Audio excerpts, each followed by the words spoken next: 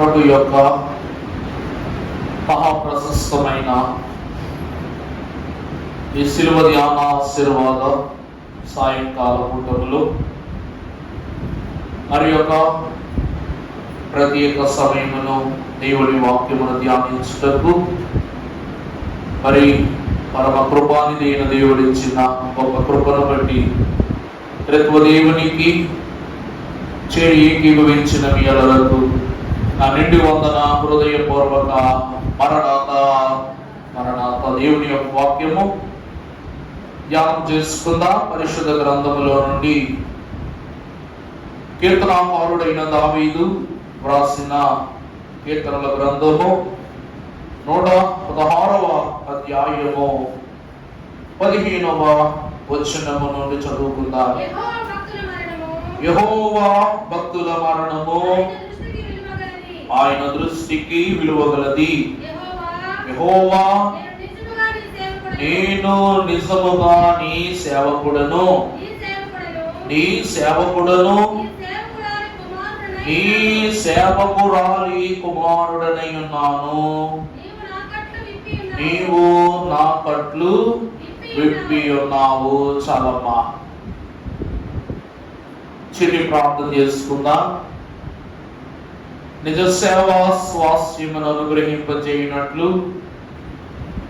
కృప యను పరిశుద్ధ సాక్ష్యమును పొందగోర నరుడై ఉన్న వారెల్లరింటిని మరి శిలువ బాహుళ్యమును యమూల్య పాదదాస్యత్వములోనికి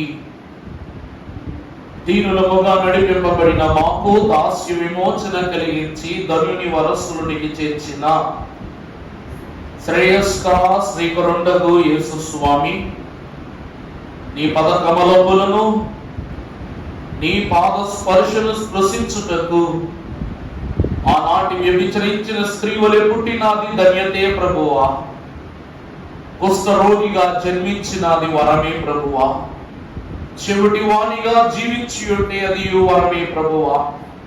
తండ్రి, అవలక్షణములతోనూ అనారోగ్యములతోనూ తండ్రి అంగవైకల్యముతోనూ జన్మిస్తేనే నీవు నన్ను ముట్టుకుంటావంటే అది నా జీవితమునకు వరమే. కాబట్టి ఆ వరమును పొందనర్హులుగా నిలువబడిన యెహోవా భక్తులు వారి మరణము ద్వారా నీ దృష్టికి విలువైన వారిని ఉన్నట్లుగా ఈ దినమున వాక్యములో తెలుసుకున్నటకు ఈ ప్రభావము చేత నింపబడి ఉన్న నాకు దీనత్వము నుండి ధన్యత్వములోనికి నడిపించు.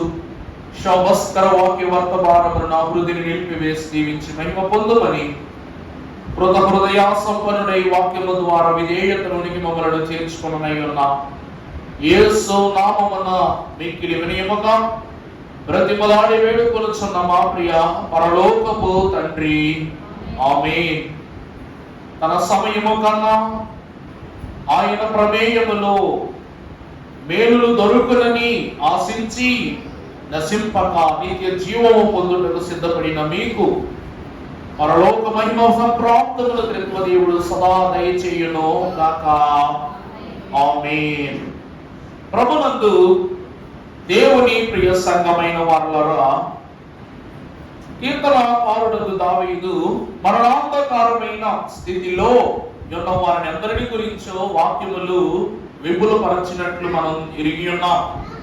అందుకే తన కుమారుడైన సొలొమోను కూడా సామెతల 10వ అధ్యాయంలో నీతిమంతుని జ్ఞాపకము చేసుకున్న ఆశీర్వాదకరమని, నీతిమంతుని తల మీదకు ఆశీర్వాదములు వచ్చునని అతను సెలవిచ్చాడు.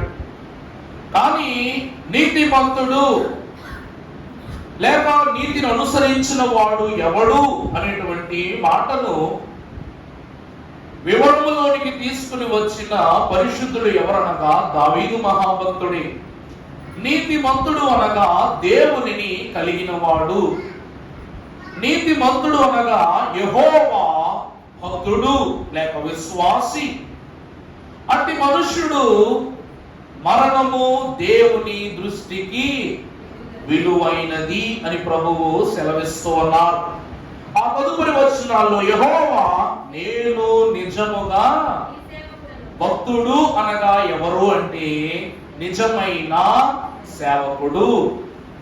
ఆ తదుపరి వచనంలో కూడా నీ సేవకుడను నీ సేవకురాలి కుమారుడనై ఉన్నాను, నీవు నా కట్లు విప్పి ఉన్నావు. ప్రభువునందు దేవుని ప్రియమిత్రులారా, భక్తుడు మరణించుట దేవుని దృష్టికి విలువైనది కాబట్టి ఆ భక్తుడు మరణించినప్పుడట దేవుడు వాని యొక్క కట్లను ఏం చేస్తాడంట?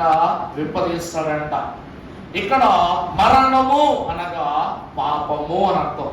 మరణం అంటే ఏంటండి? పాపము. ఇప్పుడు ప్రభువు విడదీసి వేస్తానన్న కట్లు మరణము కట్లు అనగా పాపము వలన వచ్చిన మరణము అను కట్లను ప్రభువు విప్పివేస్తాడు. ఎందుకంటే ఆయన దృష్టికి ఆ మరణం ఎలా ఉండాలి? విలువైనదిగా ఉండాలి. నువ్వు పాపం ద్వారా మరణించావంటే దేవునికి అది గౌరవమా? చెప్పండి. దేవుని దృష్టికి విలువైన మరణము ఆయన యందు నశించుట, ఆయన యందు జీవించుట, ఆయన యందు హింసింపబడుట, ఆయన యందు శ్రమపడుట, ఆయన యందే చిరస్మరణీయముగా ఆయన తలంపులో జీవించుట ఉన్నది. కాబట్టి దేవుని కొరకు మరణించాలి, దేవుని నిమిత్తం మరణించాలి. కానీ లోకము నిమిత్తము పాపము నిమిత్తము మరణించుట ఆయన దృష్టికి విలువైనది. కాబట్టి ఈ మరణముని లేక ఈ యెహోవా భక్తుల మరణముని దేవుడు విలువైన మరణముగా పరిగణిస్తూ ఉన్నాడు. దీనిని భక్తులు అన్నారు హత సాక్షుల సిలువ అన్నారు. ఈ సిలువ అంటే యెహోవా భక్తుడు అనగా దేవునికి సాక్షిగా నిలబడిన వాడు. అతడు మరణిస్తే అనగా హతము చేయబడితే దాని ద్వారా ఆ విలువ ఎవరికి రాబోతుందంట? దేవునికి. ప్రభు అంటారు, నన్ను గణపరచు వారిని నేను గణపరుస్తానంటే వీళ్ళ మరణము కూడా దేవుని ఏం చేస్తుందంట? గణపరుస్తున్నట్టు వారే హత సాక్షులు అంటున్నారు. ప్రభు వాక్యంలో ప్రభునందు ప్రియమిత్రులారా, హత సాక్షి అనగా మనకు బాగా అర్థమైపోయే మాట ఏది? హతము అనగా చంపివేయబడుట లేక మరణించుట. రెండవది సాక్షి అనగా ప్రత్యేకంగా చెప్పనక్కర్లా, సాక్ష్యము అనగా వీరు ఎవరు? హత సాక్షి అనగా ఎవరంట? మరణమునందు కూడా దేవుని కొరకే సాక్షిగా జీవించిన వారే హత సాక్షులు. అందుకే వీరి మరణము యెహోవా దృష్టికి విలువైన మరణం.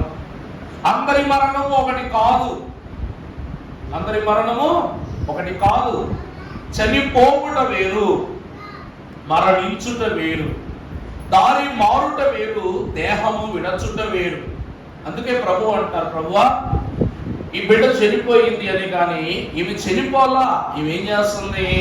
నిద్రిస్తూ ఉంది. అక్కడ మరణం అనవచ్చు, కానీ ప్రభు అక్కడ మరణం అని అక్కడ ఆలో చెప్పలా, చనిపోవుట అన్నారు.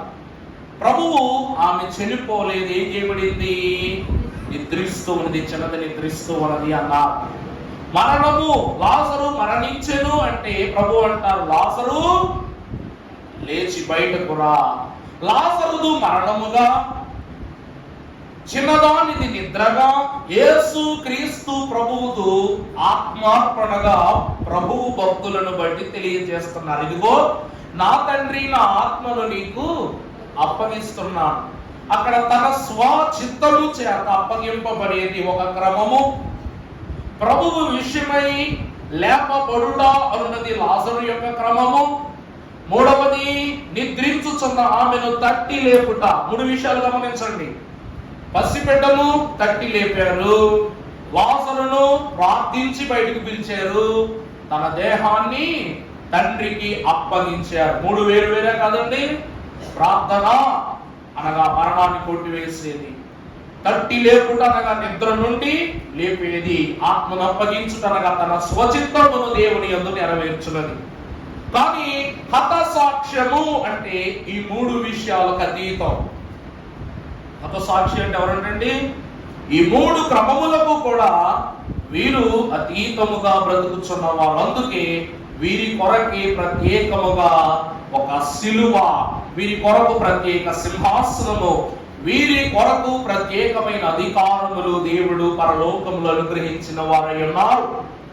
ప్రభునందు దేవుని ప్రియమిత్రులారా, ఇక్కడ మనం చూస్తే హతసాక్షులుగా మరణము వరకు దేవునికి సాక్షులై నిలబడువారు అనగా అసలు మరణం అంటే ఏంటి, సాక్ష్యము అంటే ఏమిటి అంటే ప్రకటన గ్రంథము 2వ అధ్యాయము 10వ వచనములు మనము చూసినట్లయితే, ఇదిగో మీరు శోధింపబడినట్లు అపవాది మీలో కొందరిని చెరలో వేయింపబోచున్నాడు, 10 దినముల శ్రమ కలుగును. చాలమ్మా, ఒకసారి అక్కడ కొన్ని మాటలు ప్రభు చెప్పారు. ఇదిగో మీకేం కలగబోతుంది?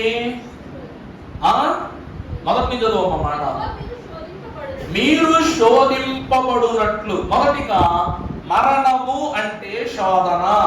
మరణం అంటే ఏంటండి? శోధన. పాప శోధన, శాప శోధన, సాతాను శోధన, రోగముల వల్ల శోధన, వ్యాధుల వల్ల శోధన. అసలు మానవునిగా బ్రతకటమే శోధన. ఎండాకాలం వచ్చేసింది, బయటకు అడుగు పెడితే నీట్గా శుభ్రపరుచుకుని శుద్ధి చేయబడి బయటకు అడుగు పెట్టగానే గుబుక్కుని చెమట పట్టేస్తుంది. పట్టే కానీ మొదలైందిరా బాబు అనుకుంటాం. అవునా కాదండి? ఏదో 2 అడుగుల బయటికి వేద్దాం అనుకునే లోపు చెమట పట్టేస్తుంది. పోనీ ఇదంతా బాగానే ఉందనుకుని స్నానం చేసి యేసులోనే కూకుందాం అనుకుంటే ఏమవుతుందంట? అని ముక్కుకి వెళ్ళిపోవాలి, కళాకళామని కెలుక్కుంటా ఉండాలి. అవునా కదా? లోన కూర్చుంటేనేమో ముక్కు సీదుకోవాలి, బయటకు వస్తేనేమో మొక్క దుడుచుకోవాలి. ఎలా ఉన్నా శోధనే. చలి వల్ల శోధన, ఎండ వల్ల శోధన. పోనీ ఇవంతా కాదు, శుభ్రంగా ఏ ఫ్యాన్ వేసుకుని ఏసీ ఆపుకుని కూర్చుందాం అనుకున్నాం అనుకోండి, పైనుంచి ఫ్యాన్ కిందకి ఏమిస్తుంది? మనకి వేడేస్తుంది. ప్రభువునందు దేవుని ప్రియ సంఘమైన వారులారా, గమనించండి. శోధన అనున్నది మరణమును మనకు తెలియజేస్తూ, తొలిపిస్తూ, మనకు అనునిత్యము మన ఆలోచనలోనికి తెప్పించి రప్పించి మనల్ని ఏం చేస్తుండదట? ముళ్ళులా పొడుచుకుంటుందంట. అందుకే శోధన సహించువాడు ధన్యుడు. మరణము అనగా శోధన. మనిషి జీవితమే శోధన. పుట్టుట శోధన, పెరుగుట శోధన, నా బ్రతుకును కొనసాగించుట శోధన, మరణములందు కూడా శోధనే.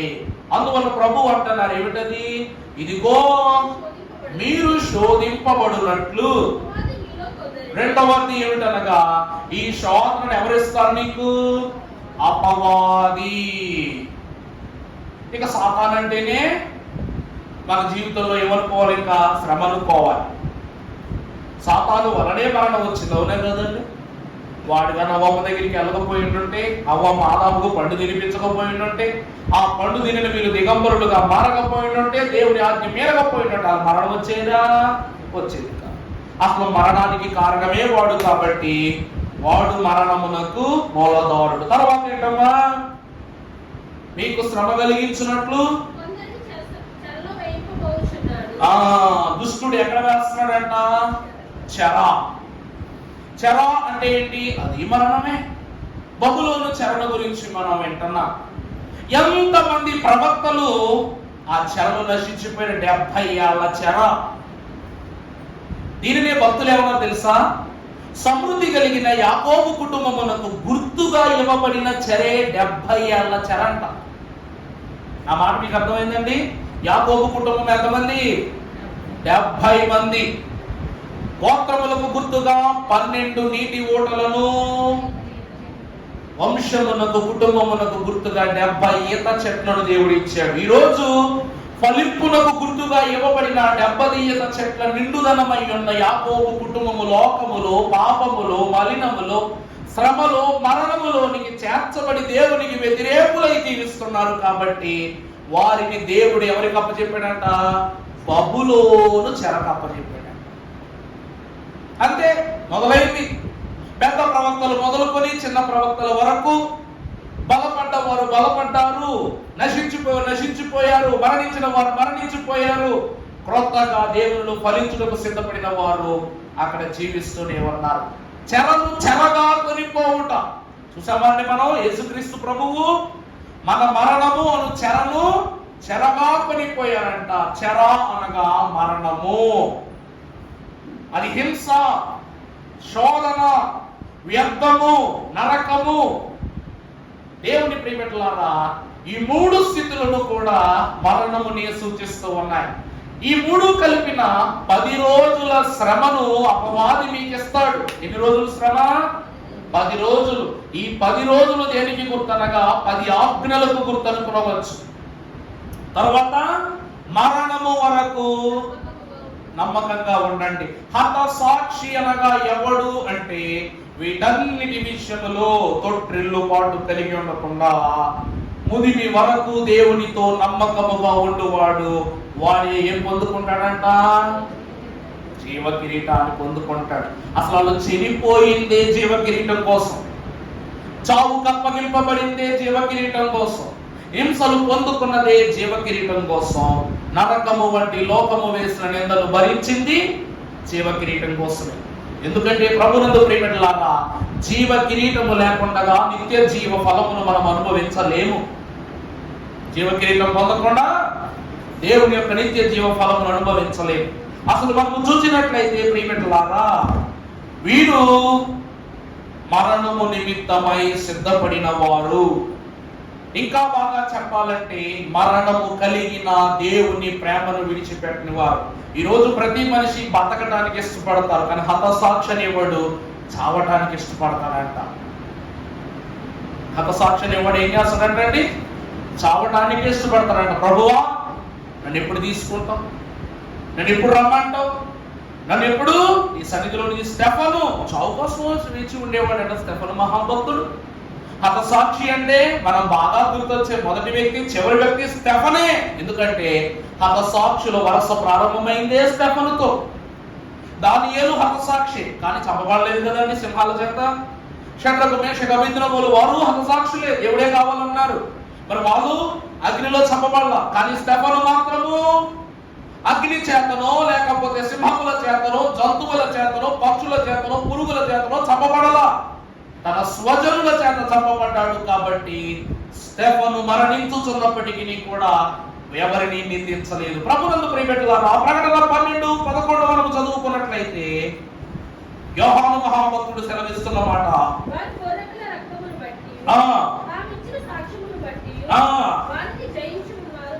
గాని మరణము వరకు తమ ప్రాణములను అర్థమవుతుందండి. హతసాక్షులు అనగా ఎవరు అంటే మరణము వరకు కూడా నేను బతకాలి, నేను బతకాలి, నేను బతకాలి అని ఆశ లేకుండా ఆశారహితులై తన ప్రాణములను ప్రేమించని వారు హతసాక్షులు. హతము అంటే చనిపోవటం. నేను పుట్టిందే ప్రభు కోసం, నేను చనిపోయేదే ప్రభు కోసం అనుకునేవాడే హతసాక్షి. వీరితో ఎప్పుడు కూడా తోటి భక్తులను లెక్క పెట్టకూడదు. చావుకు భయపడిన వాడు లోకములో దేనికి భయపడ్డు? అది పాపమైన, మరణమైన, దోషమైన, సైతానైనా కూడా. సతనా, నువ్వు నాకు ముళ్ళు పెడతావా? పెట్టు. నేను పుట్టిందే అందుకు. నువ్వు నన్ను శోధిస్తావా? శోధించు. నా ప్రభువు వలె నేను శోధింపబడ్డం నాకు వరమే. నువ్వు నన్ను నరకములు వేయాలని చూస్తావా? వేయడానికి ప్రయత్నించు. నేను కఠిన నరకాన్ని అనుభవిస్తాను, కానీ ఈ లోక మాలిన్యమును నా దేహానికి నేను అంటనివ్వనని సిద్ధ మనస్సుతో ఈ లోకమునకు అడుగు పెట్టిన వారి హతసాక్షులు. వీళ్ళండి దేవుడు ఏర్పరుచుకున్నవాడు. వీరెవరంటండి? దేవుడు ఏర్పరుచుకున్నవారు. నీ బ్రతుకు ఇందుకే, నీ జీవనం ఇందుకే, నీ సహకారం ఇందులకే సిద్ధపరచి దేవుడి లోకానికి పంపిన పరమ భక్తులే ఈ యొక్క హతసాక్షులు. అందుకే వీరి ఈ భక్తుల యొక్క మరణం యెహోవా దృష్టికి చాలా విలువైనది, చాలా విలువైనది. దేవుడు అలా మరణించిన వీరి యొక్క పాపపు కట్లను, అంటే ఈ లోకంలో బతికినంత కాలము పాపమే కాబట్టి ఆ పాపపు కట్లను దేవుడు తెంచివేశాడు. ప్రభువా, నేను నీ దాసుని, నీ సేవకుని, నీ సేవకురాలి కుమారుణ్ణి, గుర్తుపెట్టుకో. అందువలన నీవు నా కట్లను తెంచివేయుము అంటున్నారన్నమాట. ప్రభువునందు దేవుని ప్రియమిత్రులారా, దేవుని వాక్యమును బట్టి హతసాక్షులు అనగా ప్రాణమును కోల్పోయిన విశ్వాసమును కోల్పోని వాడే హతసాక్షి. హతసాక్షి అంటే ఎవరంటండి? ప్రాణం పోయినా కూడా దేన్ని కోల్పోడంట? విశ్వాసాన్ని కోల్పోనివాడు. అబ్రహాము విశ్వాసములకు తండ్రి అయి ఉండవచ్చు, కానీ శారము యొక్క గర్భఫలము విషయంలో, హాగరు విషయంలో తన విశ్వాసం చంపగిలింది. అందుకే పడరాని పాటలు పడ్డాడు. ఇష్మాయేలీని బట్టి ఇశ్రాయేలీయుల యొక్క ఇరువురికి ప్రస్థానం నెరవేర్చలేక ఇబ్బంది పడ్డాడు. దేవుడు కూడా అప్పుడు నువ్వు నన్ను అడిగావా అన్నాడు అన్నమాట. ఇస్సాకు కూడా అంతే. ఇస్సాకు మహాభక్తుడు కూడా అంతే. తన ఇరువురు కుమారుడైనటువంటి ఏశావు యాకోబులకు జ్యేష్ఠత్వమును ఇచ్చుట నిమిత్తమై శ్రేష్ఠత్వమును ఇవ్వగలుగు దేవుని యొక్క మాటను మీరి ఏశావుకి ఇద్దామనుకున్నాడు. కానీ దేవుడు యాకోబును నిర్ణయించాడు కాబట్టి దేవుడు అతనికి ఇచ్చాడు. ఎంతో ముద్దుగా జ్యేష్ఠత్వాన్ని ఇస్తాను ఇస్తాను ఇస్తాను అని ఏశావును నమ్మించి నమ్మించి నమ్మించి చివరికి ఉన్న కుమారుని యొక్క ప్రేమను కోల్పోయాడు. ఏ నరుల కుమార్తెలను నీవు వివాహం చేసుకోవద్దని ఇస్సాకు పలుమార్లు హెచ్చరించాడు. చెప్పాను కదా, దేవుని కుమారులు నరుల కుమార్తెలను వివాహం చేసుకున్నాడు. తెలుసుకున్నది వాక్యం. అనగా అబ్రహాము దేవుని కుమారుడు, వారి సంతతి వారే వీళ్ళందరూ వాగ్దాన జనము కదా. వీళ్ళందరూ దేవుని వాగ్దాన జనం కాబట్టి ప్రభువు అబ్రహాముతో అప్పుడే చెప్పాడు, నువ్వు జాగ్రత్తగా వివాహం విషయంలో జాగ్రత్తగా ఉండంటే ఎలియాజరుతో అంటాడు, నువ్వు ఎవరినైనా తీసుకురా ఎలియాజరు, కానీ కనాను స్త్రీలను మాత్రము నా బిడ్డకు వివాహం చేయడానికి తీసుకురాక అంటాడు. అందును బట్టి ప్రార్థనా పూర్వకంగా ఇస్సాకు రెక్క మంది ఇచ్చారు. ఇస్సాకు కూడా చెప్పాడు, అబ్బాయి నా ఇద్దరు బిడ్డలారా, మీరు లోకములోను నశించిపో వారిని, లోకముతో సంసారం చేయు వారిని వారిని పెళ్లి చేసుకోవద్దు, దేవుడు గద్దిస్తాడని చెప్పాడు. ఏశావు బాగా విన్నాడు. మరి తండ్రి తనకు ఇచ్చిన మాటను తను తప్పాడు, తన జ్యేష్ఠత్వం తనకి ఇవ్వలేదు కాబట్టి ఏశావు కూడా ఏం చేశాడంట? అంతే, తండ్రి మాట తప్పాడు. నువ్వు నాకు జ్యేష్ఠత్వం ఇవ్వలేదు కాబట్టి నీ మాట ఎందుకు వినాలని చెప్పేసి వెళ్ళి వెళ్ళి వెళ్ళి వెళ్ళి ఎవరిని పెళ్లి చేసుకున్నాడు? కానానీయుల్ని ఏం చేసుకున్నాడు.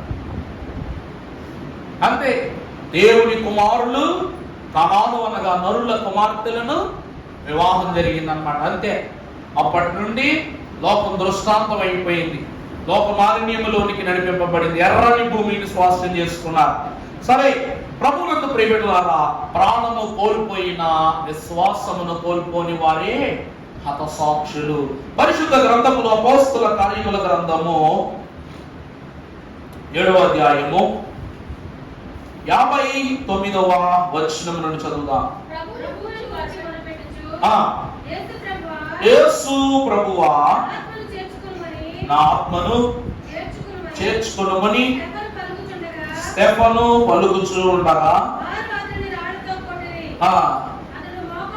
అతడు మోకాళ్ళుని, ప్రభువా వారి మీద ఈ పాపమును మోపకుమని గొప్ప శబ్దముతో పలికెను. ఈ మాట పలికి నిద్రించెను. సౌలు అతని చావునకు సమ్మతించెను. హతసాక్షి అనగా అచంచలమైన ఆత్మ గలవాడు. చంచలము అంటే ఏమిటంట? అటు ఉంటది ఇటు ఉంటది, ఎటు వెళ్తుంది అటు వెళ్తుంది. చంచలమైన మనస్సు అంటే ఏంటంటే దేని చూస్తే దానిపైనే, దేని ఇష్టపడితే దానిపైనే. ఇది బాగలేదు అనుకో వెంటనే మారిపోతాం, అది బాగలేదు అనుకో ఇంకో దాని మీదకి వెళ్ళిపోతాం. ఈరోజు నేను అందరికీ బోధ చేశాను, ఈరోజు వీళ్ళే నన్ను కొడుతున్నారు. నేను వీళ్ళందరికీ బాగు చేశాను, వీళ్ళే నన్ను కొడుతున్నారు, వీళ్ళే నన్ను హింసిస్తున్నారని. దేవా, ఇదంతా నువ్వు చూస్తున్నావు. అసలు నా గతములో ఒక ప్రజాసంఖ్య వ్రాతకుడిగా నన్ను ఏర్పరుచుకున్నది నీవే, ఒక బోధకుడిగా పిలుచుకుంది నీవే, ఒక మంచి సువార్తికుడిగా ఏర్పరుచుకుంది నీవే. ఈరోజు చెప్పిన వారి చేతే హింస పెడుతుంది నువ్వే. ఇదెక్కడ దాని న్యాయం ప్రభువా అని ఈ మహాభక్తుడైన స్టెఫను దేవుని నిందించాడా? నిందించలా. ఇప్పుడు సరే, కొడుతున్నాడు విషయం వదిలేడు. యేసు ప్రభువా, నువ్వు కూడా వాళ్ళ నీ స్వజనుల చేత హింసింపబడ్డావు కదా.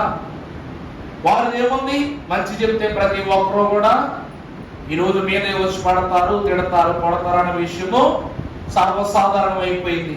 కానీ నేను ఇక్కడ దెబ్బలు తింటూ నీ వైపు కళ్ళేసుకుని చూస్తున్నా, నువ్వు నా వైపు చూస్తున్నావు కానీ అయ్యో స్టెఫను హింస పొందుతున్నావని నీ దూతలను పంపు, నీ పరివారాన్ని పంపు, నీ సమూహాన్ని పంపు, నువ్వు నాకు నా సాధనో సహకారమో లేక ఈ శోధనను తప్పింపో ఇవ్వచ్చు కదా. అది ఇవ్వకుండా నేను శ్రమ పడుతుంటే కళ్ళప్పగించి చూస్తున్నావా ప్రభువా. ఈ ఆలోచన ఎవరు పండుతారు? అందరూ చంచలమైన మనస్సు గల వాళ్ళే. కానీ స్టెఫన్ ఏం చేస్తున్నాడంట? దెబ్బలు తింటున్నాడు కానీ, శ్రమ పడుతున్నాడు కానీ దేవుడు చూస్తున్నాడు. కానీ ఏం గమనిస్తున్నాడు తెలుసా?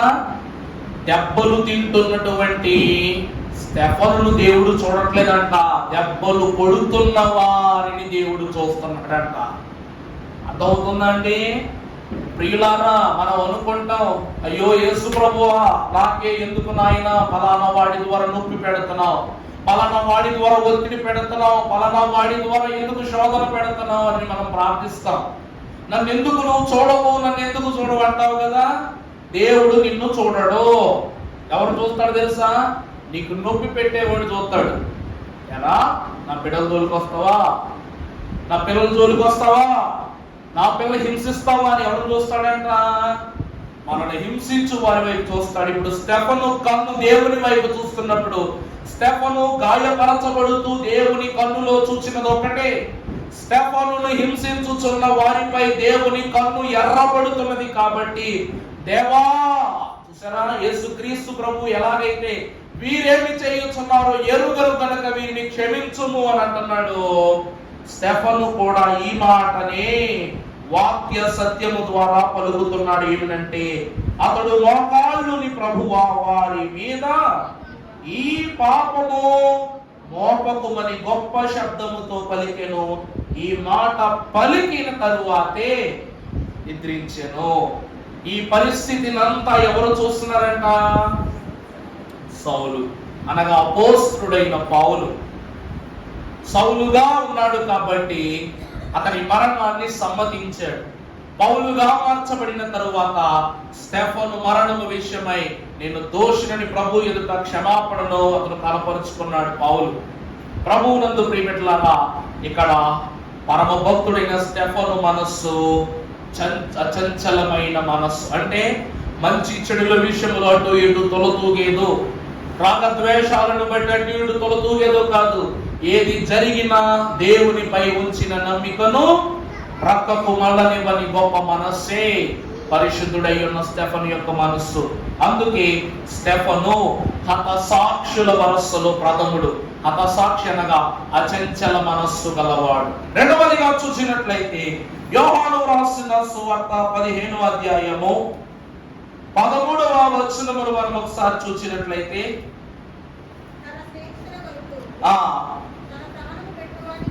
తన స్నేహితుల కొరకు తన ప్రాణమును పెట్టువాని కంటే ఎక్కువైన ప్రేమ గలవాడు ఎవడును లేడు.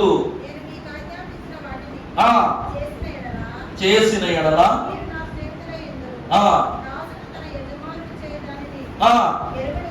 గనుక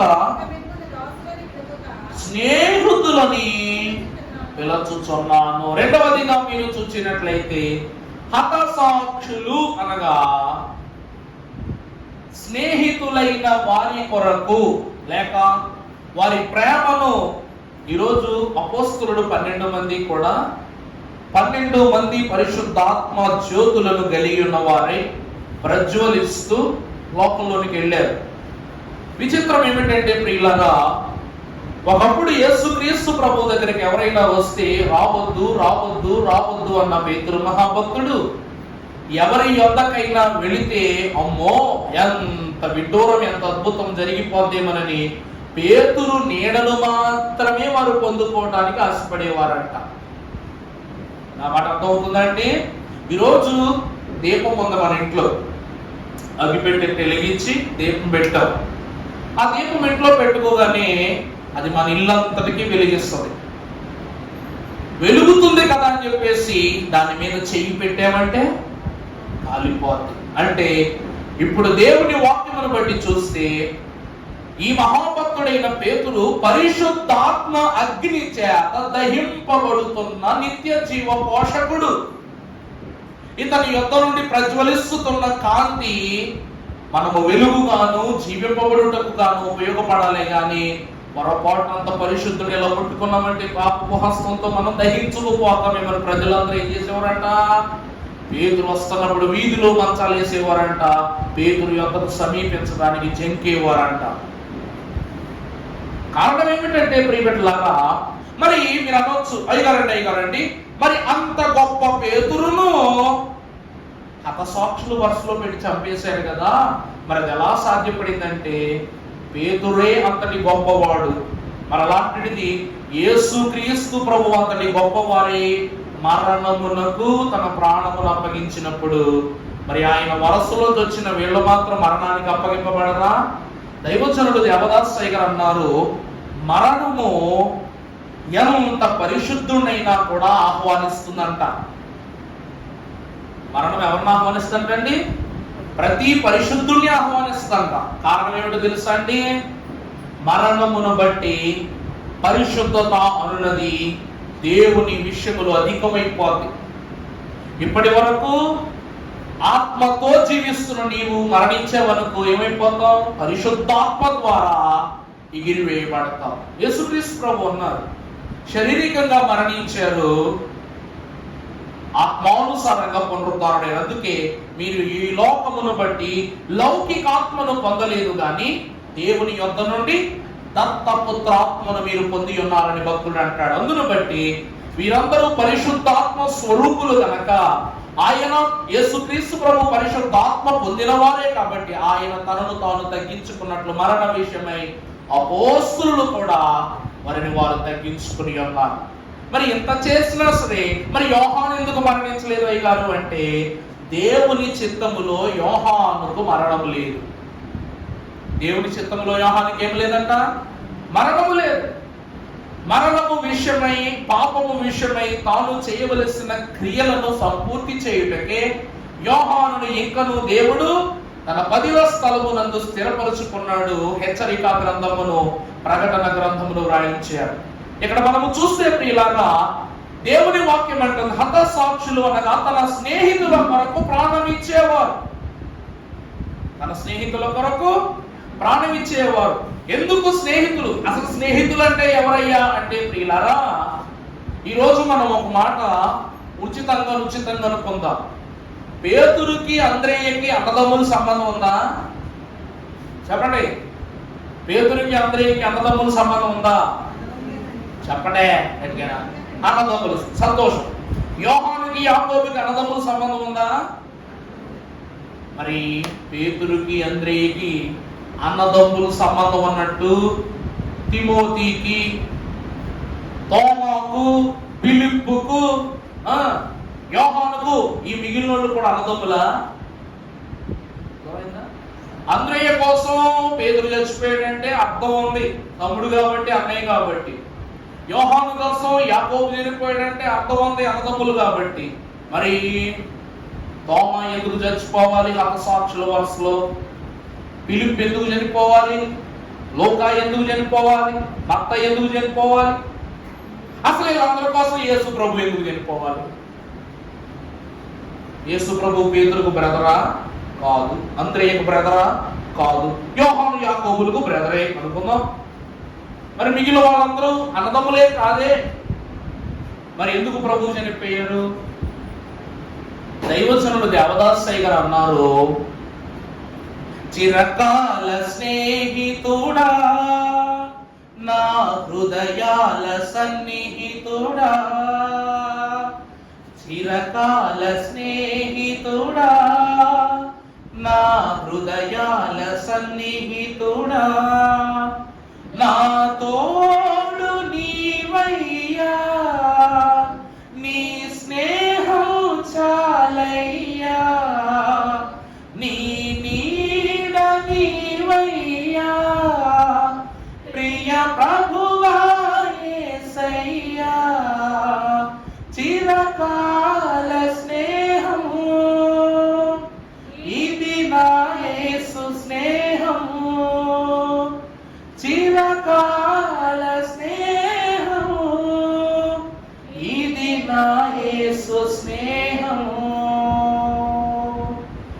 చిరకాలము నిలిచిపోయే స్నేహం. ప్రభువునందు ప్రియబిడ్డలారా, ఒక మంచి మాటను మనము చూస్తే,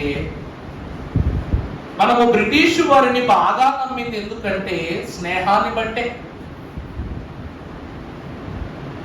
బ్రిటిష్ వాళ్ళను మన దేశంలోనికి రానిచ్చింది ఎందుకు? వ్యాపారం చేసుకుంటారన్నందుకు కాదు, స్నేహము మైత్రి కుదుర్చుకోవడానికి వచ్చారు. మైత్రి అను పదమును కుదుర్చుకుని అప్పుడు వ్యాపారం మొదలు పెట్టారు. ఈరోజు ఎదుటివాడిని మచ్చిక చేసుకోకుండా మనం ఎవడో ఫలానా వాడి యొక్క పనిలో కానీ ఫలానా వాడితో కానీ మనం ఏమీ ప్రారంభించాం. నేను ఫలానా పరిచయం చేసుకుని మాట్లాడుకుని ముచ్చటించుకుని మనము వారు ఒకటై ఒక మనస్సుతో ఒక తలంపుతో ఉన్న తర్వాత మనము ఫలానా పని మీద వచ్చానో ఫలానా అవసరం వచ్చానని చెప్తాం.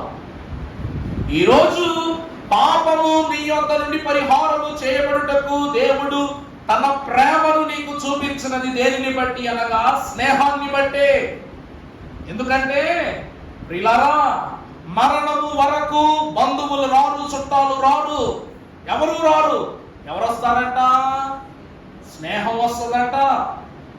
స్నేహం వస్తుంది. అందుకే బంధువులు వెలివేసిన వెలివేయని స్నేహం, లోకాన లేనట్టి ఆ దివ్య స్నేహం, నా యేసుని స్నేహం.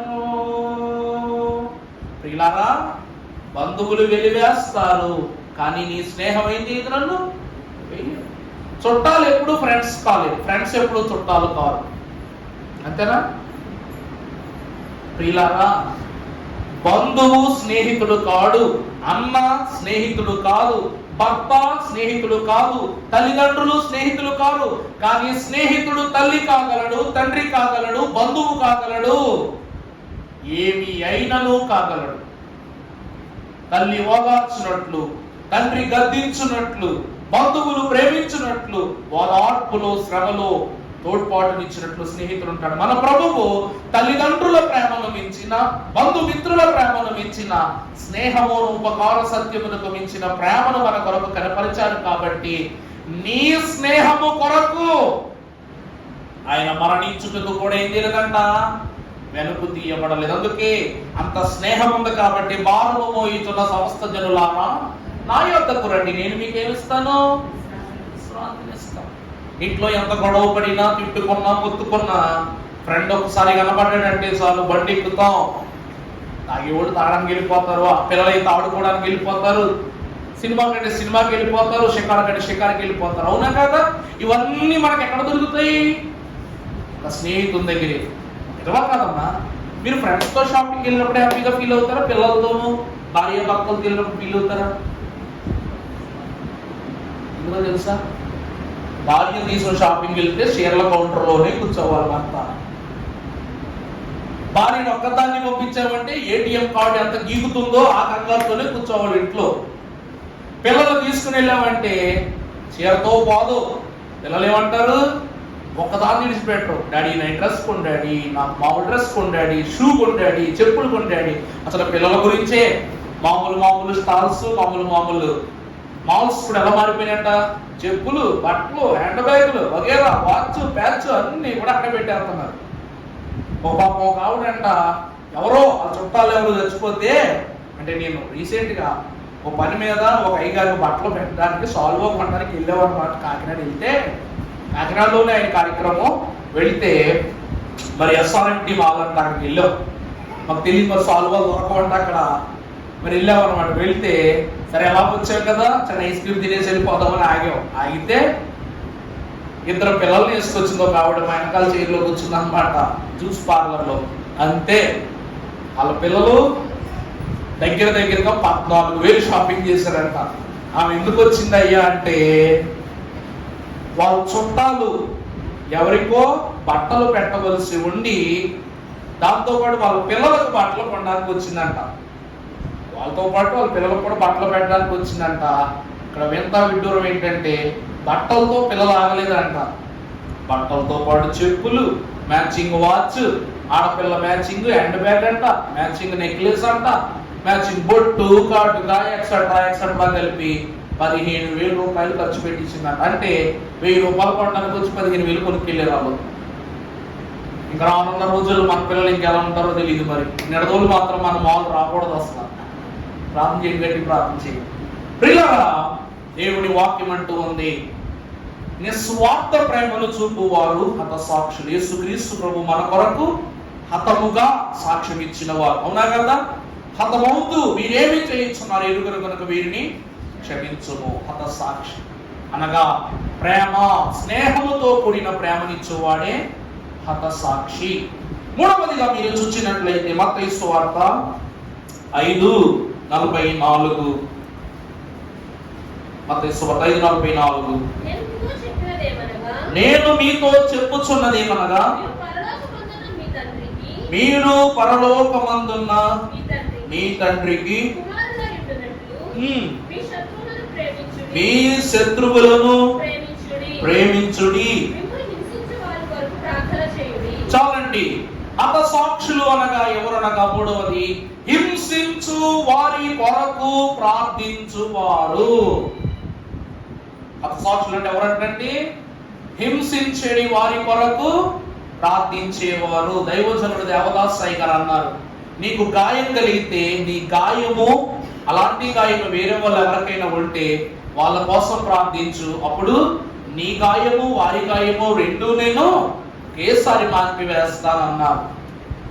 అప్పుడు ఒకరోజు అయ్యగారి దగ్గరికి వచ్చి, అయ్యగారండి పలానా ఆమె నేను ప్రార్థన చేసుకుంటుంటే నన్ను ఆటంకపరుస్తుందండి, పలానా ఆమె నేను స్తుతి చేసుకుంటుంటే నన్ను ఆటంకపరుస్తుందండి, సైతానుల ఆటంకపరుస్తుందండి అని ఒక మాట వదిలేసిందంట అయ్యగారి దగ్గర.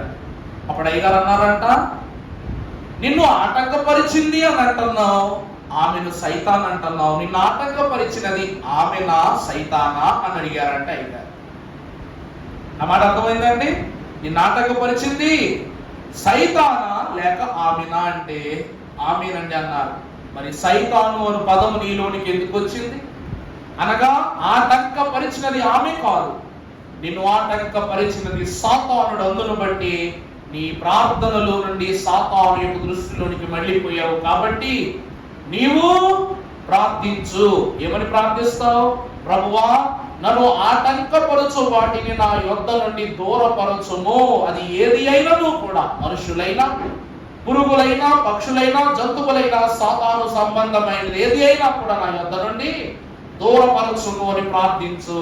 అందుకే నిన్ను హింసించు వారి కొరకు నువ్వు ప్రార్థన చేస్తే హింసకాలము సమాప్తమైపోవును అన్నారు అయ్యగారు. అర్థమవుతుందండి? ఏం చేయాలంట? నేను హింసించే వారి కొరకు ప్రార్థన చేయాలి. అలా ప్రార్థన చేసిన వాడే హతసాక్షునిగా పిలువబడతాడు. దేవుని ప్రేమిటలారా, అందుకే అన్నారు, శత్రువులు గెలవగలరా మనలన్నేడు? శత్రువులు గెలవగలరా?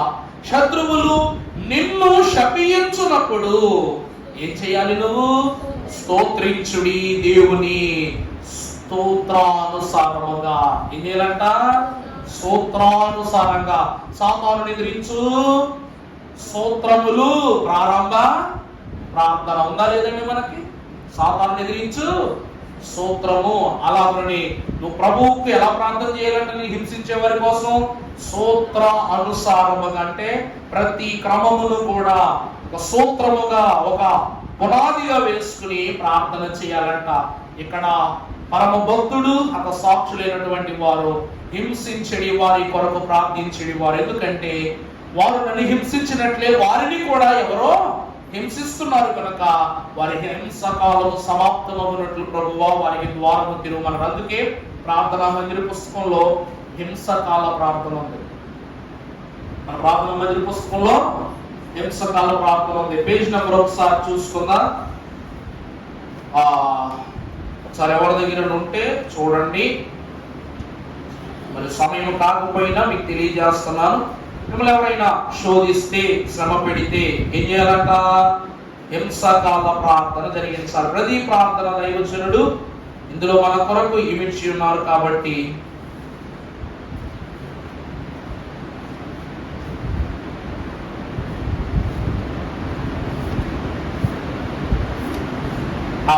హింసకాల ప్రార్థన పేజీ నెంబరు 15 చూసారా.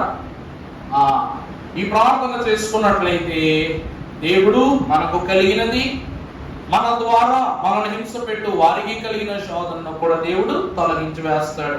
హతసాక్షి అనగా హింసించు వారి కొరకు ప్రార్థించడి వారు. తర్వాత చూస్తే రోమాపత్రిక 8:33 దేవుని చేత ఏర్పరచబడిన వారి మీద నేరము మోపువాడెవడు? నీతిమంతులనుగా తీర్చువాడు దేవుడే. చదువు. శిక్ష విధించువాడెవడు? చూడండి హతసాక్షులు అంటే ఎవరు అంటున్నారు కదా. నీతిమంతులుగా తీర్చబడిన వారు, శిక్షించడానికి అర్హతలు పొందని వారు, లోకము చేత శిక్షింపబడిన అర్హత లేని వారు. చదువుమా. అంతేకాదు ఉన్నవాడు ఆయనే. క్రీస్తు ప్రేమ నుండి. చూసారా, హతసాక్షులు కలిగేటువంటి పరిస్థితులు అంటే వీళ్ళు ఎలా ఉంటారంట? శిక్ష పడినా కదలరు, శ్రమ పడినా కదలరు, నింద పడినా కదలరు. అంత మాత్రమే కాక ఇప్పుడు చదువు తల్లి, శ్రమ అయినా బాధ అయినా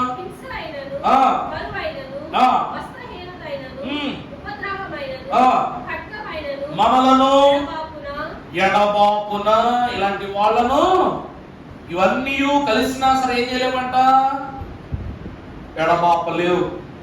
ఎందుకంటే ఏది వచ్చినా ఏది కలిగినా దేనినైనా విడిచిపెడతాం మేము, కానీ ప్రభువును మాత్రం విడిచిపెట్టాం. కరువైనా, ఖడ్గమైన, దోషమైన, భారమైన, హింసైన, వస్త్రహీనతైనా, రోగమైన ఏదైనా మన ప్రభువు యొద్ద నుండి మమ్మల్ని ఎడబాపున ఇందును గూర్చి వ్రాయిచున్నది ఏమనగా, నిన్ను బట్టి దినమెల్లా. చూసారా, హతసాక్షి అంటే ఎవడంట? అసలు రోజు నీకు వెలుగుతో కాదంట, చావుతోనే రోజు ప్రారంభమవుతుందంట, చీకటితోనే ప్రారంభమవుతుందంట. భక్తులైన వారు మనకు ఒక మంచి మాట చెప్పారు, చీకటితోనే ప్రభువును ప్రార్థించుకోవాలి, చీకటితోనే ప్రభువు యొక్క ప్రార్థనతోనే మన దినాన్ని ముగించుకోవాలన్నారు. ఎందుకంటే అంధకారానికి అధికారం ఇచ్చే సమయమును విశ్వాసులు ఏర్పరచకూడదంట. దైవజనులు ఏమన్నారండి? చీకటికి అధికారం ఇచ్చేటట్లు మనం ఎప్పుడూ కూడా తన దృష్టికి లోను కాకూడదట. హతసాక్షులంట చీకటి అనే అనుభవాన్ని వారి జీవితంలో బహు ప్రత్యేకమైనటువంటి పరిస్థితిగా భావిస్తూ చీకటితో నిద్రించుచున్న వారు చీకటితోనే లేసేమంటారంట, ఈ రోజే నా మరణం అయితే అది నాకు, దానికి నేను సిద్ధమే అనుకుని వారి రోజును ప్రారంభిస్తారంట. అంటే ప్రతి దినము బలియాగమే, ప్రతి దినము సమర్పింపబడటమే. చదువమ్మా.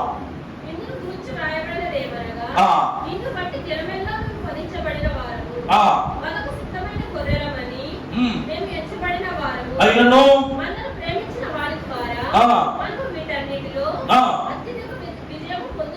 అర్థమైందండి. వీటన్నిటి విషయమై మనం ఏం పొందుకుంటున్నాం?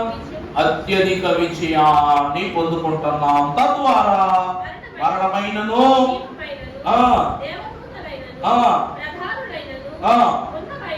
రాబోవునమైనను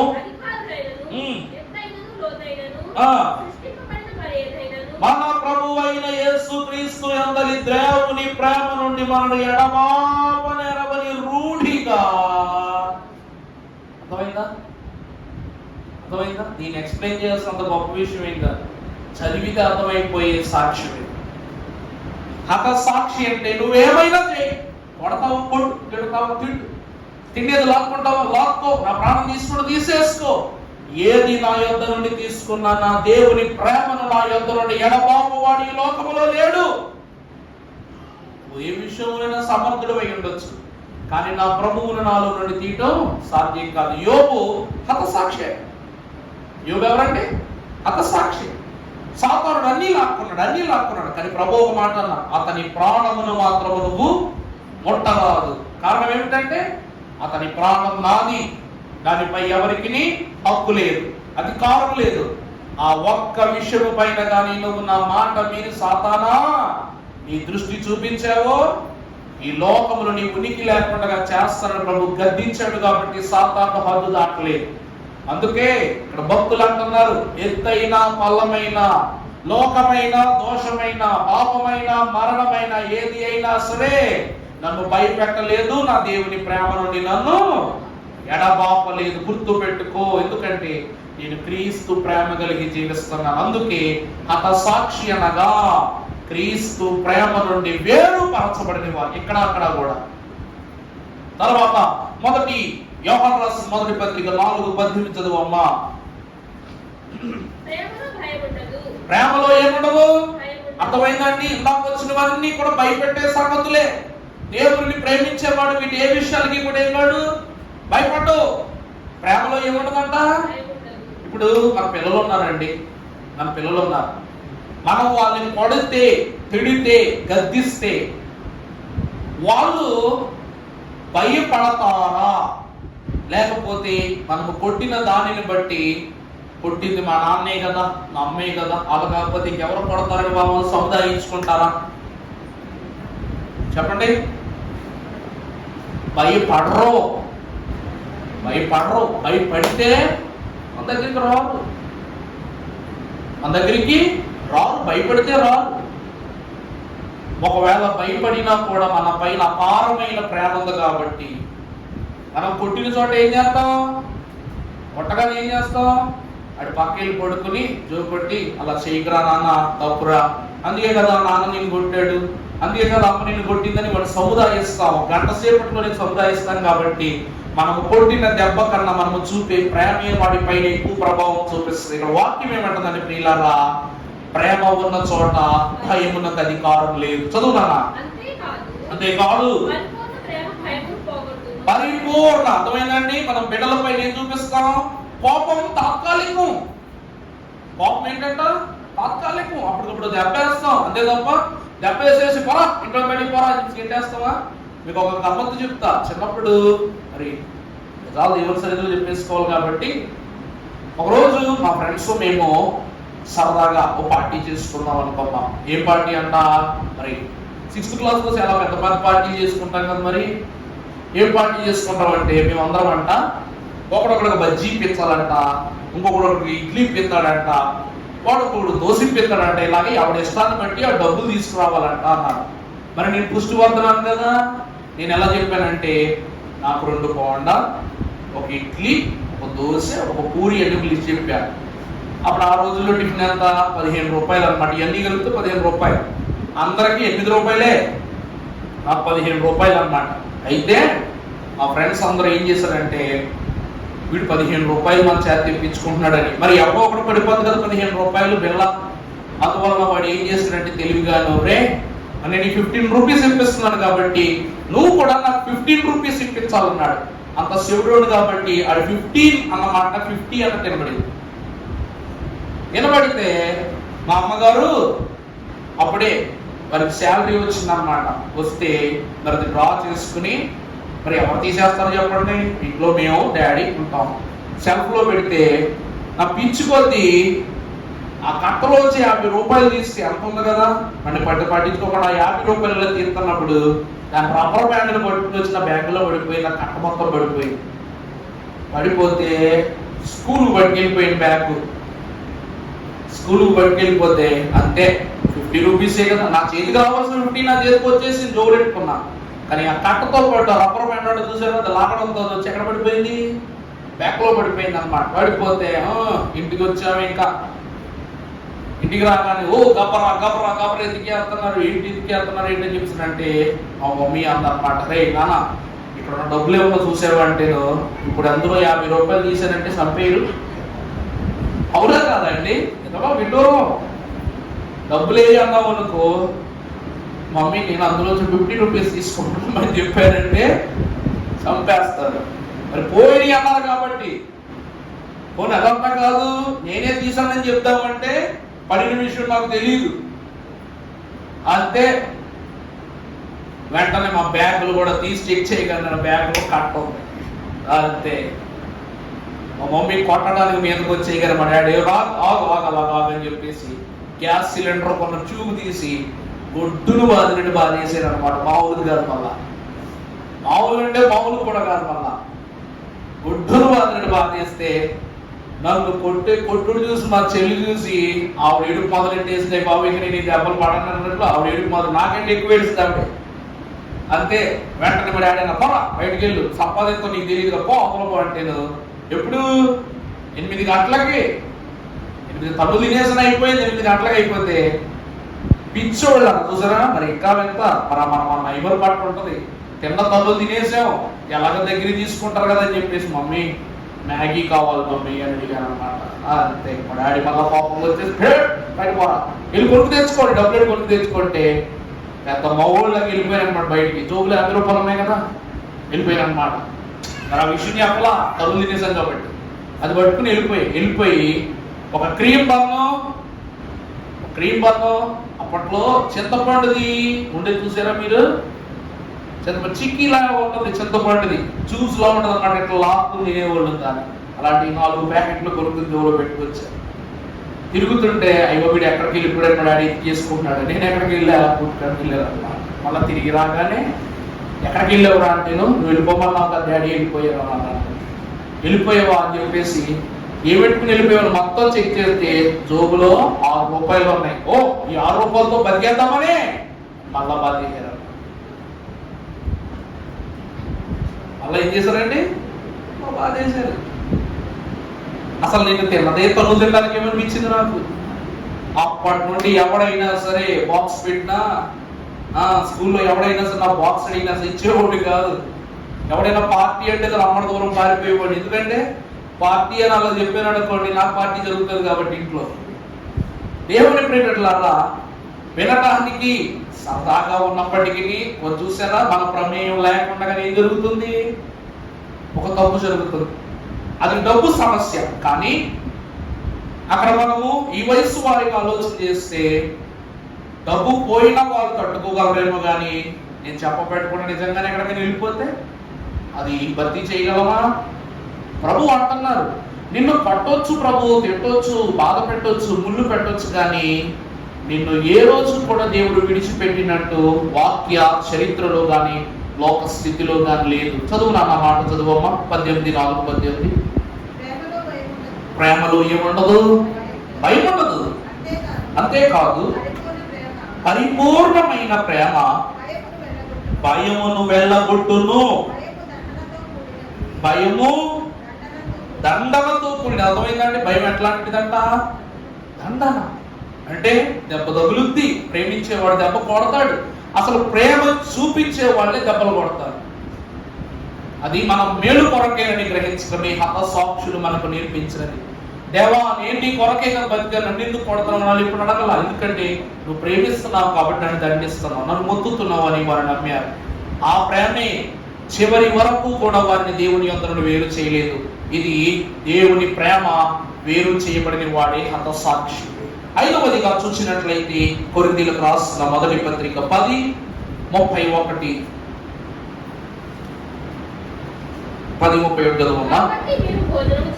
మీరు భోజనము చేసినను పానము చేసినను మీరేం చేసినను చాలండి. హతసాక్షులైనటువంటి వారి యొక్క అంతిమ లక్ష్యం ఏమిటంటే వాళ్ళు ఏది చేసినా కూడా దేనికోసం చేస్తున్నారు? అర్థమైందండి? దేవుని కొరకే చేస్తున్నారు, దేవుని మహిమ కొరకే చేస్తున్నారు. ఈరోజు వినుట, విశ్వసించుట, ఆజ్ఞకు విధేయులగుట, ఈ పనులు 3 చేయువారే పరలోక వాస్తవ్యులను అంటున్నారు అయ్యగారు. ఈరోజు మనం వింటున్నది మహిమ కొరకే, విశ్వసించుచున్నది మహిమ కొరకే. ఈ మాట ఏయున్న దేవుని ఆజ్ఞకు విధేయులగుచున్నది కూడా దేవుని యొక్క మహిమ కొరకే. ఎందుకంటే మహిమ కోరని మనుషుడెవడు? ఈ లోకములు మహిమను కోరుకొని మనుషుడెవడు? మనుషుడు అనగా ప్రియుడు, స్వీకరింపబడిన వాడు, ప్రతిష్ఠింపబడిన వాడు, ఏర్పరచబడిన వాడు. ఆ మహిమను వద్దనేవాడు ఎవడు? అందుకనే నేను తినుటయు 139వ దావీదు కీర్తన ప్రారంభంలో ఉన్నది. యెహోవా నేను లేచుటయు నీకు తెలుసు, నేను తినుటయు నీకు తెలుసు, నేను జీవించుట నీకు తెలుసు అని ఉంది. అంటే అన్నీ ప్రభు తెలుసుకుంటున్నారంటే నీ మీద నిఘా పెడుతున్నారని కాదు, మన పైన నిఘా పెడుతున్నారని కాదు. దాని అర్థం ఏమిటంట? మనలను పరిపూర్ణముగా అంతిమముగా తన రాజ్యములో పరిశుద్ధులుగా ప్రతిష్ఠించుకోవడమే దేవుని లక్ష్యం. ఇప్పుడు మన పిల్లలు ఫీజు కట్టండి కట్టొద్దు అని చెప్పినా కూడా మన బాధ్యత కొద్ది బళ్ళోకి వెళ్ళి ఏం చేస్తాం? మా పిల్లోడు ఫీజు ఎలా ఉందండి, మా పిల్లోడు మార్కులు ఎలా వస్తున్నాయండి, మా పిల్లోడు పలానా సబ్జెక్టులు ఎలా చదువుతున్నాడండి, మా ఊడు ఎలా ఉంటాడండి బళ్ళు అని అడుగుతామనగమా? దాన్ని బట్టి మన పిల్లలపై నిఘా పెడుతున్నట్ట కాదు. వాడు తింటున్నాడో లేదని ఆయాని అడుగుతాం. వాడు ఏ సబ్జెక్ట్లో వీక్ ఉన్నాడో ఆ సార్ దగ్గరికి వెళ్ళి అయ్యా కాస్తంతో దెబ్బ కొట్టిన మా వాడికి మంచి మార్కులు వచ్చేలా చదివించండి అని చెప్తాం. దాని అర్థం ఏంటి? వాడు బాగా పెట్టమనా కాదు, వాడిని సరి చేయటానికి నా బిడ్డ ప్రయోజకుడు కావాలి, నలుగురిలో తలెత్తుకుని తిరగాలి, గౌరవింపబడాలి, దీవింపబడాలి. ఇదే కదండి ప్రయాసం. ప్రభువు కూడా వాక్యాన్ని బట్టి సెలవిస్తున్నది ఏమిటంటే నేను తినుటయు త్రాగినను ఏది చేసినను దేని కొరకు? దేవుని మహిమ కొరకే. అందుకే ఫిలిప్పీ పత్రికలో ప్రభు అంటున్నాడు, 1వ అధ్యాయము 19వ వచనం ఒకసారి చదువమ్మా. ఫిలిప్పీ 1:19 మనం చూస్తే, మరియు నేను ఏ విషయములోనూ నేను సిగ్గుపడక ఎప్పుడును నేను పూర్ణ ధైర్యముతోను సరే సరే క్రీస్తు నా శరీరము యందు కనపరచబడునని నేను మిగుల అపేక్షించుచు ప్రకారము నీ ప్రార్థన వలనను యేసుక్రీస్తు యొక్క ఆత్మ నాకు సమృద్ధిగా కలుగుట వలనను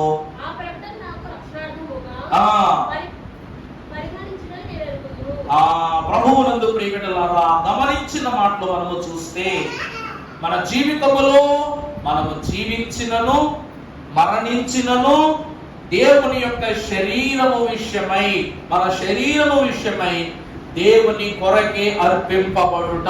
అర్థమవుతుందండి? ఈరోజు లోకములో మనము చూస్తే తల్లి కడుపు చూస్తుందంట, తల్లి పిల్లల కడుపు చూస్తుందంట. నా బిడ్డ సమృద్ధిగా తిన్నాడా, కొంచెం తిన్నాడా, అరాకొరగా తిన్నాడా అని చూస్తా లేదండి? తల్లి కడుపు చూస్తుంది. తండ్రి చూస్తాడన్నా? తండ్రేనా? భార్య జోబు చూస్తుందంట. భార్య ఏం చూద్దంటే జోబు చూద్దంట, తల్లి కడుపు చూద్దంట. ఎందుకంటే అదేదో ఆలసంతానికి ఏదో రాసుకుందామని కాదు. ఆ జోబులో ఉన్న డబ్బులు పిల్లలకి అవుతుంది. ఆ జోబులో ఉన్న డబ్బుల్లో 100 రూపాయలు తింటే 50 రూపాయలు ఎవరిస్తారు? పిల్లలే తీసుకుంటారు. ఆ 50 రూపాయలు 10 లెక్క దగ్గర పెట్టుకుంటుంది అనుకుంటున్నారా? అబ్బా మీ ఆడోళ్ళు బాగా మొండోళ్ళు ఏం చేస్తారు? భర్త రాగానే ఏం చేసి పెడదామా, ఏం తెచ్చి పెడదామా, ఏం వండి పెడదామా, నా భర్తకు ఏది ఇష్టమైనా ఆహారం చేద్దాము అని అందులో వచ్చి 30-40 రూపాయలు మీ వరకు ఖర్చు పెడతారు. ఆ 10 రూపాయలు పెట్టుకుని ఆ చిక్కి ప్యాకెట్లు ఉడుకు తింటారు వాళ్ళు. ప్రభునందు ప్రియబిడ్డలారా వాక్యం అంటూ ఉంది, ఇక్కడ ప్రభువు కూడా జీవాహారమును మనకి ఇవ్వటమే కాదంట, ఆహారమును మనం పుచ్చుకుంటున్నాము లేదో చూస్తారు. అందుకే ఇస్కరియోతు యోధా అంటారు, యోధా రొట్టె పట్టుకుని ఎందుకు బయటకు వెళ్ళిపోయాను? అవునా కదండి? ప్రభుకు తెలుసు కాబట్టి రొట్టె పట్టుకు వెళ్ళిపోయడం ప్రభు చూశారు. అలాగనే పేతురు ఆకలితో ఉన్నాడు కాబట్టి చతుష్పాద జంతువులను ఆకాశములో నుండి దుప్పటిలో కట్టి భూమి మీద పంపించాడు దేవుడు. అవునా కదా? మనం ఆకలి అనగానే జంతువులన్నింటినీ కూడా, నీటిలోనివి, ఆకాశంలోనివి, ఎగిరేవి, ఇదేవి, నడిచేవన్నింటినీ కూడా ఒక మూటలో కట్టి భూమి మీద పంపించాడు పేతురు ఆరగించు అని చెప్పడానికి. దేవుడు కూడా ఏం చూస్తున్నాడంట? మన ఆకలిని చూస్తాడు, ఆవేదనను చూస్తాడు. దేవుని వాక్యం అంటుంది, ఇవంతయు నీకు ఇచ్చుచున్నది ఎందుకంటే నిన్ను మహిమ యోధ స్థిరపరచుకోవడానికి. నీకు ఇక్కడ ఎంత బాగా భోజనం పెడతాడో అక్కడ అంతకంటే ఎక్కువ భోజనం పెడతాడు. అర్థమైందండి? ఇది హాస్టల్ లాంటిది, అంతే. ఇది హాస్టల్ లాంటిది. దేవుడు ఇప్పుడు నీకు కావలసినవి ఇస్తున్నాడు, అక్కడుండి ఇస్తున్నాడు.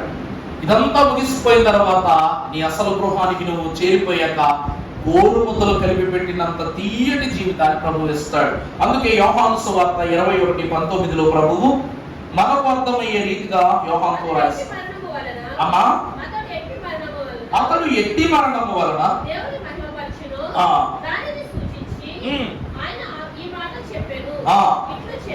ఇట్లు చెప్పి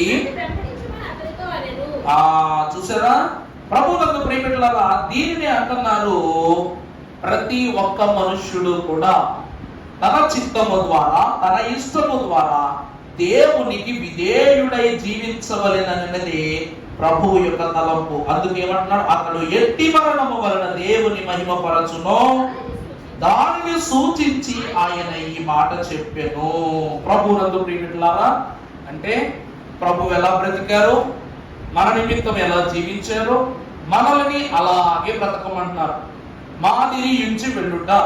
ప్రభు తిన్నారు, తిననిచ్చారు, తినిపించారు, వడ్డించారు, నడిపించారు, నడకగలిగి మాదిరిని చూపించారు, ఆరోహణమయ్యారు, ఎలా ఆరోహణం అవ్వాలో చెప్పారు, ప్రార్థించారు, ప్రార్థన నేర్పించారు. రెండవ రాకడలో రామయ్య ఉన్నారు, సిద్ధపాటుకు గల ప్రతి సూచననిచ్చారు. ప్రభువునందు ప్రియమిత్రులారా, ఎంత గొప్ప బ్రతుకు ఈ లోకంలో బ్రతికినా, ఎంత అద్భుతమైన జీవితం అనుభవించినా, చివరికి ఈ భూమి బరియే ఊది గాని గురి మాత్రం కాదు. ఈ బరి మీద నిలబడాలి, దేవుని మహిమని గురి యొద్దకు వెళ్ళాలి. అందుకే చివరి మాట పేతురు రాసిన మొదటి పత్రిక 4వ అధ్యాయము 19వ వచనములో చివరి మాట చదువుకుందాం. బాధపడువారు సత్ప్రవర్తన గలవారై నమ్మకమైన సృష్టికర్తకు ఏం చేస్తారంటండి? కాగా మీ అందరూ ఈ లోకములో అలాగులు జీవించి, హతసాక్షులు ఎలా జీవిస్తారంట? నమ్మకముగా జీవించి నమ్మకమైన మీ ఆత్మలను దేవుని ఎదుట ఏం చేస్తారంట? అప్పగించుకుంటారు. స్టెఫను అప్పగించుకున్నాడు, పేతురు అప్పగించుకున్నాడు, యోహాను అప్పగించుకున్నాడు, యాకోబు అప్పగించుకున్నాడు, పౌలు అప్పగించుకున్నాడు. మన దైవజనుడు పోదరం దేవదాసయ్య గారు, ఆయన కూడా అప్పగించుకున్నారు. దేవుడు ఆ సన్నిధిలోనికి రా, యువరాజు వలె రా అన్నారు, వెళ్ళిపోయారంతే. మన పితరులు కూడా వారి వారి ఆత్మలను ఏం చేశారట? అప్పగించుకున్నాడు. అందుకే 7వ మాటలో జనులందరూ ఈ పద్ధతిని తప్పక అనుసరించవలసినదని తన మాదిరిని మన కొరకు ఉంచారు. అందువలన ప్రియమిత్రులారా, హతసాక్షులైన వారికంట చావు ఊరకనే రాదు. కొంతమంది పుట్టుక చాలా గొప్ప గొప్ప పుట్టుకలు. అందువలన వారి జన్మం ఎట్లా ఉంటదంటేనండి, ఊహించినప్పుడు ఊహించనప్పుడు క్రియలు జరగవు. వాళ్ళు అనుకున్నప్పుడే చచ్చిపోతారు. ఇక అర్థం కానిలో చెప్తారు, మీ తల మీద బ్రహ్మరంధ్రం అంటారు. దీన్ని ఏమంటారండి? బ్రహ్మరంధ్రం అంటారు. చెప్పాను, గతంలో కూడా చెప్పాను. పిల్లలు నుదుటి మీద ముట్టుకుంటే ఇక్కడ ఎలా ఉంటుందంట? మెత్తగా ఉంటుంది అన్నమాట. పాల మీగడ మెత్తగా ఉంటుంది. ఇక్కడ హెల్త్ డిపార్ట్మెంట్ లో ఉన్న వాళ్ళకి బాగా తెలుసు. చిన్నపిల్లలు ఎత్తుకుని, ఎప్పుడైనా చిన్నపిల్లలు నెల సంవత్సరం పిల్లలు కూడా ఎత్తుకోవచ్చు. ఎత్తుకుని ఇక్కడ పట్టుకోండి, మెత్తగా ఉంటుంది. ఇక్కడ గట్టుకుంటుంది, ఇక్కడ గట్టుకుంటుంది, మధ్యలో మెత్తగా ఉంటుంది. దీన్ని బ్రహ్మరంధ్రం అంటారు. మీ వెన్నుపూస ఉంటుంది చూసారా?